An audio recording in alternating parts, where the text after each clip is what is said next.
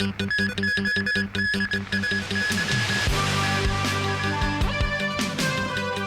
central government official says no to public nomination of CE candidates.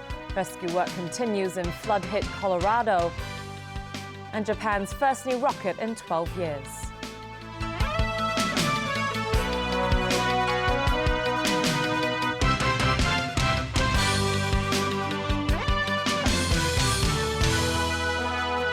Good evening. The Pan Democrats' proposal to allow the public to nominate candidates in the 2017 chief executive election has again been described as against the Basic Law by a central government official in Hong Kong. But a Basic Law committee member says that doesn't necessarily mean Beijing has totally ruled out public participation in the nomination process. Ronnie Samtani has more. After the head of the central government's liaison office, Zhang Xiaoming, said earlier that the idea of allowing the collection of public signatures to nominate candidates for the 2017 chief executive election did not comply with the Basic Law, his second-in-command repeated the same argument today. 是在基本法和全国人大常委会 Deputy Director Huang Langfa said at a Basic Law seminar this morning that even though the idea proposed by the Pan Democrats may seem more open and fair, it is simply impossible because Hong Kong's mini-constitution stipulates that a nomination committee is responsible for choosing candidates. But Basic Law Committee member Albert Chan says although Beijing is against the idea, it has not ruled out public participation in the nomination process altogether. So the nominating committee is the only authority, the sole authority for making nominations. Citizens may participate in the nomination process by various means, but as far as I understand, citizens cannot directly jointly nominate a candidate who will then immediately stand for the CE election. Occupy Central organizer Chan Kin-man argued that if people are willing to work together, there may be creative ways to work through technical issues for solutions that are within the framework of the Basic Law. And while the public awaits the government to begin an official consultation process on election reform, Chief Secretary for Administration Carrie Lam refused to confirm today if she has been chosen to lead a new political reform task force. As the Chief Secretary for Administration, I will certainly play a very active role in the constitutional development discussions because constitutional development, particularly in developing and reaching the goal of universal suffrage for the Chief Executive in 2017, is not just a constitutional or an election matter. It is also very important to the governance of Hong Kong. Lam also responded to British Foreign Office Minister Hugo Swire's opinion piece in a local newspaper, which said Britain stands ready to support Hong Kong on its journey to universal suffrage. Lam said she met Swire briefly while he was here, but no such offer was discussed. Nor does she think the government needs help from any foreign government. Ronnie Samtani, TVB News. The Secretary for Transport and Housing pointed out today that Hong Kong's housing demand for the next 30 years is almost equivalent to building one Sha Tin new town every decade. But a geography professor has pointed out that what the city needs most is an endless supply, but to know when to curb demand.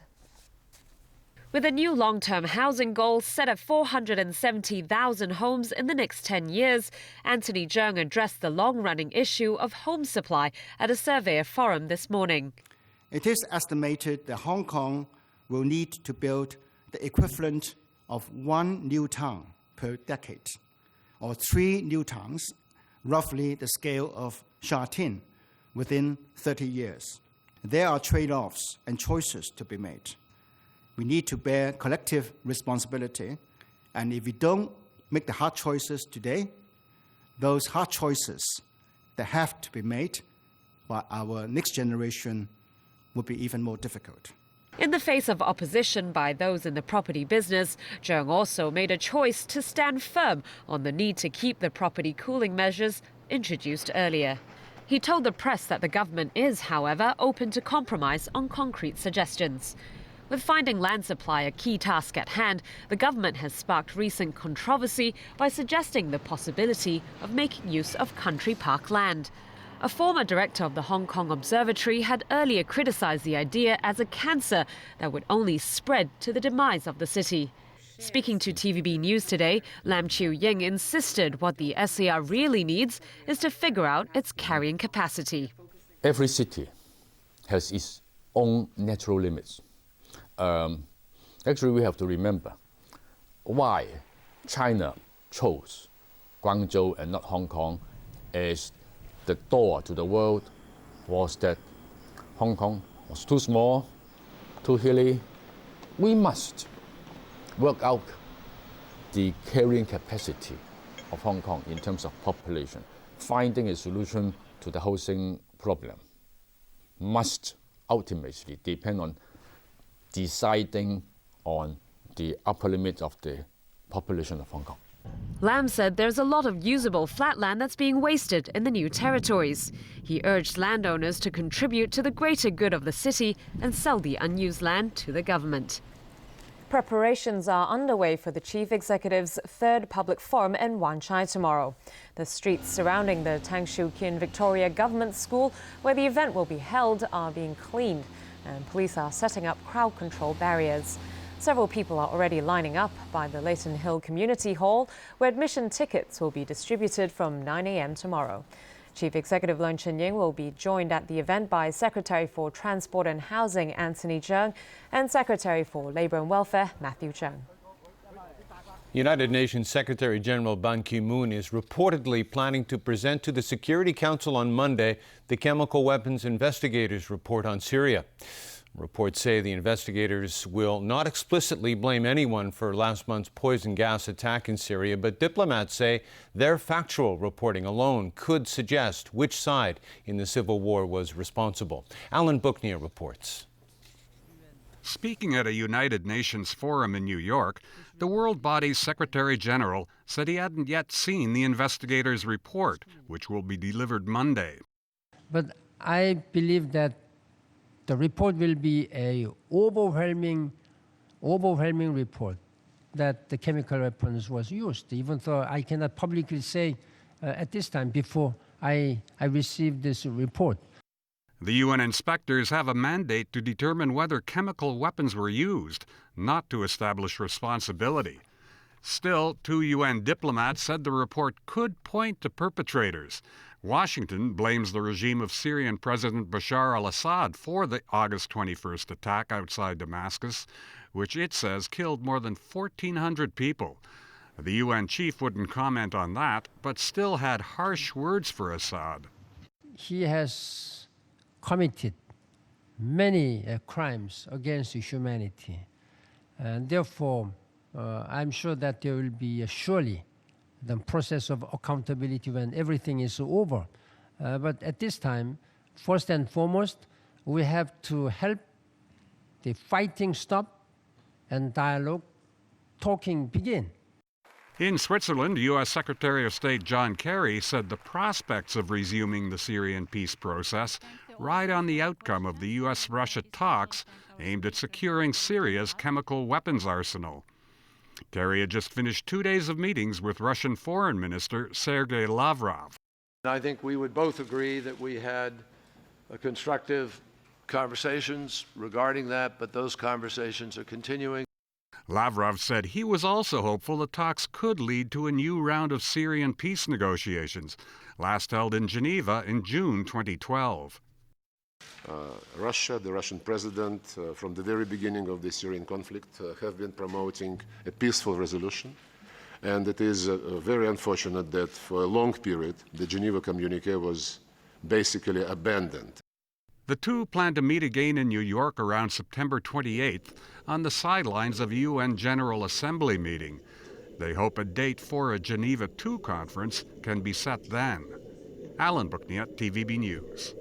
The epic flooding in Boulder, Colorado continued today as hundreds of residents left stranded had to be rescued.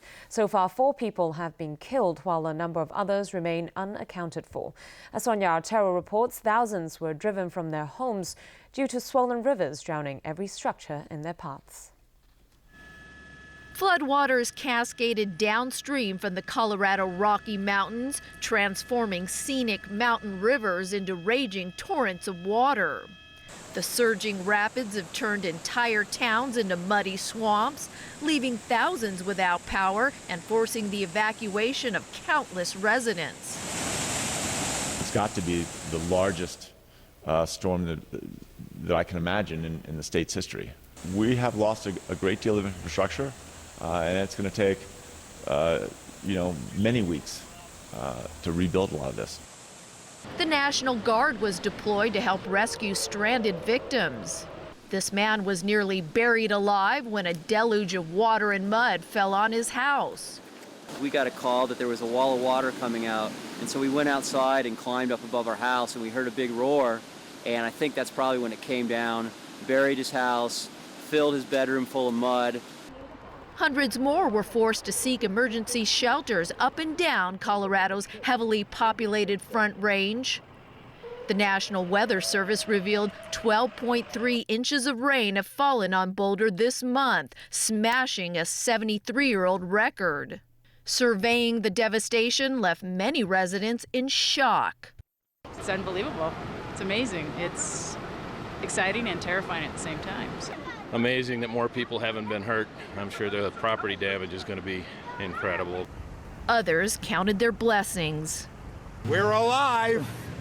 That's number one. But the danger isn't over yet. So we continue to encourage everybody, stay off bridges, stay away from bridges. Right? Colorado's worst flooding in over 3 decades is still wreaking havoc, all the way from Denver to Fort Collins. Sonia Artero, TVB News. The U.S. state of New Jersey faces a colossal loss after a raging fire destroyed most of the iconic seaside boardwalk that was just rebuilt due to Superstorm Sandy. The inferno engulfed at least 30 stores around Seaside Heights, triggering massive smoke plumes that were visible for miles. The fire started in an ice cream shop Thursday afternoon and quickly spread to other stores. Volunteer firefighters from all over the state battled the blaze in waves, and one of them was injured. The newly built Oceanfront Road had just reopened to tourists in June after being battered by Superstorm Sandy. Governor Chris Christie vowed to get to the bottom of what triggered the fire. Violence broke out in the heart of Mexico City yesterday as police forcibly evicted thousands of striking teachers. The teachers had occupied the city's main square for weeks in a bid to block President Enrique Peña Nieto's education reform program. The reforms are aimed at introducing a universal evaluation system for teachers and reducing union discretion in hiring. Authorities had earlier set a Friday afternoon deadline for the protesters to vacate the square to make way for traditional Independence Day celebrations set to be held there on Sunday. Police in full riot gear moved in after 4 p.m., firing tear gas to disperse the crowd. Some protesters put up resistance, throwing sticks and stones in return. But within half an hour, police retook control of the square and much of the historic center of the city. Authorities say 31 demonstrators were arrested, none of them teachers. Peña Nieto, who took office as president last December, will lead the annual Independence Day celebrations in the capital city's main square for the first time Sunday night. That will be followed by a military parade on Monday. And still ahead in the news. Land allocation, a major election issue in Macau. A giant moon lantern in Victoria Park. And in Brazil, a new dance craze keeps kids away from crime.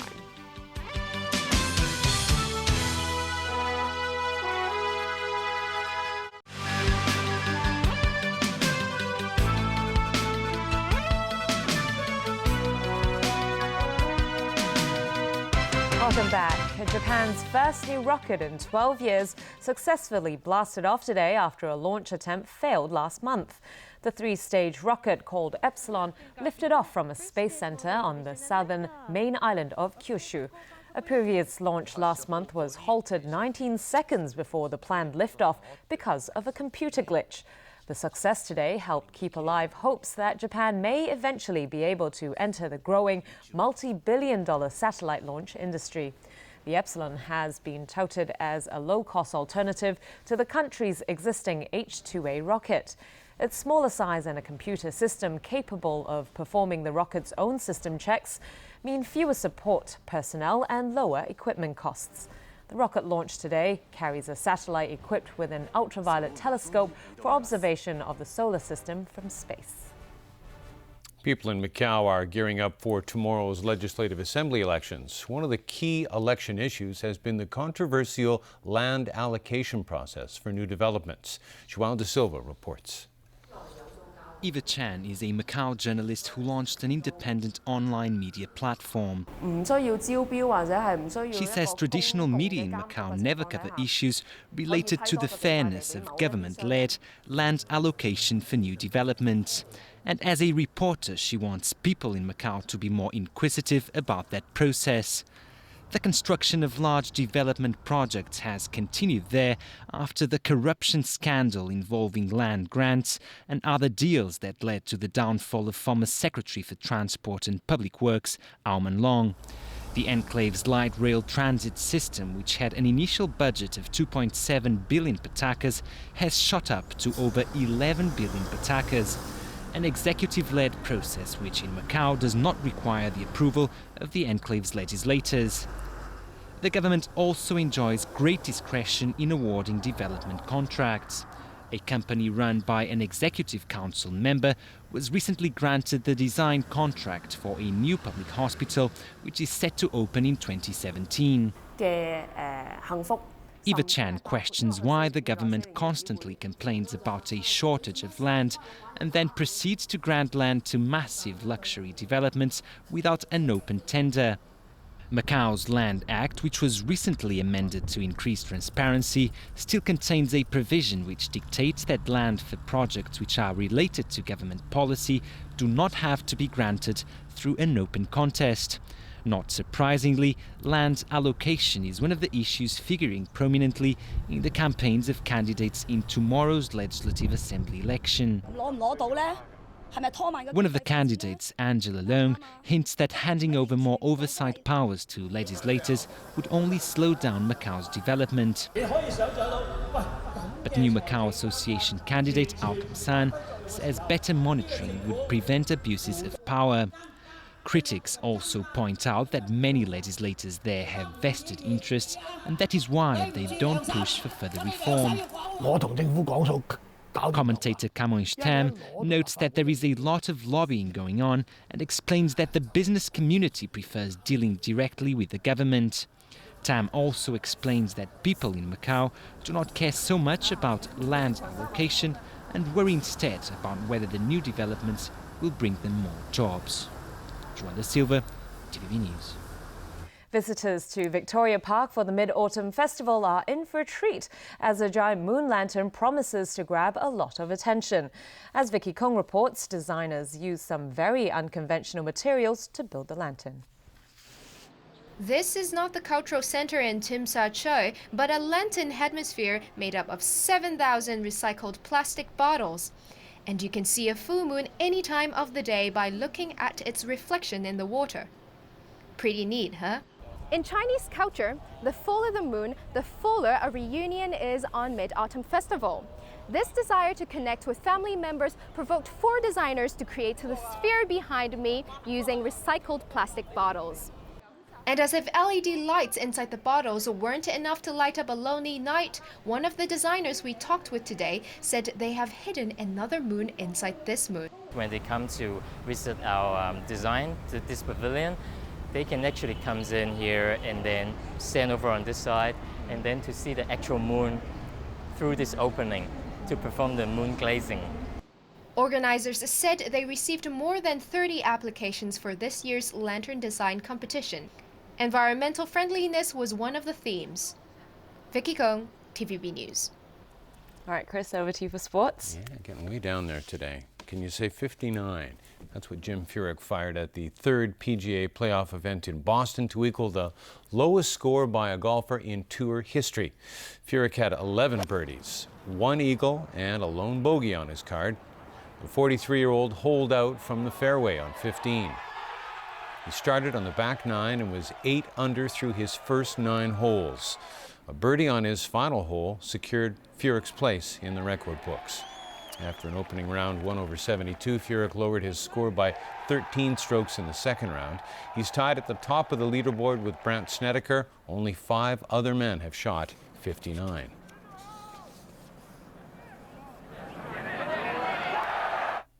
In boxing, pound-for-pound king Floyd Mayweather Jr. takes on Mexican Canelo Alvarez Saturday in Las Vegas.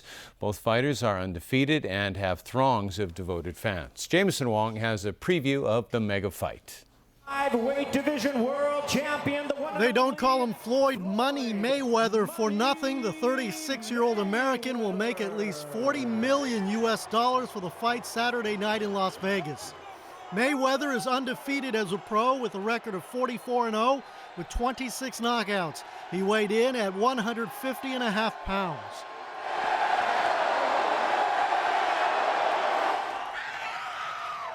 The challenger for the super welterweight title is Mexican Canelo Alvarez. He's only 23, but has compiled a record of 42 wins, no losses, and 1 draw with 30 knockouts, although most of the bouts were against no-names. Alvarez weighed in at 152 pounds. Win or lose, he'll probably pocket between 5 and 12 million. Experts' consensus, experience and boxing skills to Mayweather, while youth and punching power to Alvarez. Jameson Wong, TVB News. Novak Djokovic was back on the court after his U.S. Open loss to Rafael Nadal last week. Djokovic gave Serbia the lead against Canada in their Davis Cup semi-final matchup. The world #1 beat Vasek Pospisil in straight sets 6-2, 6-love, and 6-4 in Belgrade. However, Canada's Milos Raonic outlasted Janko Tipsarevic in 5 sets to level the tie. The score in the deciding set was 10-8. The Canadian serve was the difference as Raonic had 34 aces in the match. And finally for tonight, there's a new dance craze in Brazil that's credited with steering kids away from crime. They call it the passinho, or little step. It's a mix of samba-like footwork, breakdance, free spins, and acrobatics. The dance has teens living in the shantytowns of Rio de Janeiro, gliding and popping and shaking and dipping to the rhythm of the music. Passinho has been around for years, but recently became more popular through social media. Dancers are now posting their moves on YouTube and Facebook and drawing thousands of followers. The kids admit dancing keeps them away from gangs and the usual path of crime prevalent in shantytowns. Well, that's nice to see. That's the news for tonight. Good night.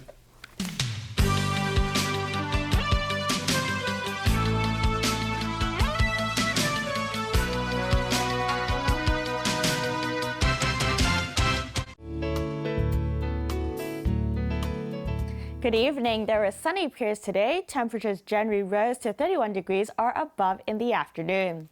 As tonight's situation chart shows, a broad area of low pressure is bringing showers to the northern part of the South China Sea.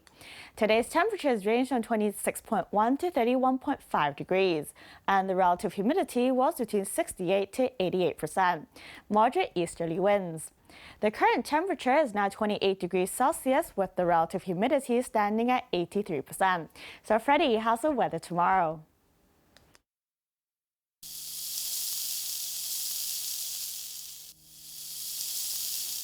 It will be mainly cloudy with a few showers tonight. There will be sunny periods during the day tomorrow. Temperatures will range between 26 and 31 degrees. Winds will strengthen with rain in the next couple of days. Tomorrow's API is forecast at 15 to 70 and the pollution level will range from low to high. And the maximum UV index forecast for tomorrow will be about 10. And here's the latest global weather update. Cloudy in Shanghai and Xiamen, rain in Taipei. Cloudy in Guangzhou and Chengdu, showers in Macau. Cloudy in Beijing and Seoul, rain in Tokyo. Thunderstorms in Bangkok, rain in Ho Chi Minh City and Manila. Showers in Kuala Lumpur, thunderstorms in Singapore, rain in Jakarta. Sunny in New Delhi and Karachi. Sunny in Cairo. Sunny in Brisbane, showers in Sydney, bright in Melbourne. Cloudy in Toronto. Sunny in Vancouver, cloudy in San Francisco, sunny in Los Angeles. Showers in London, cloudy in Paris and Frankfurt. And that's the weather. Have a lovely evening.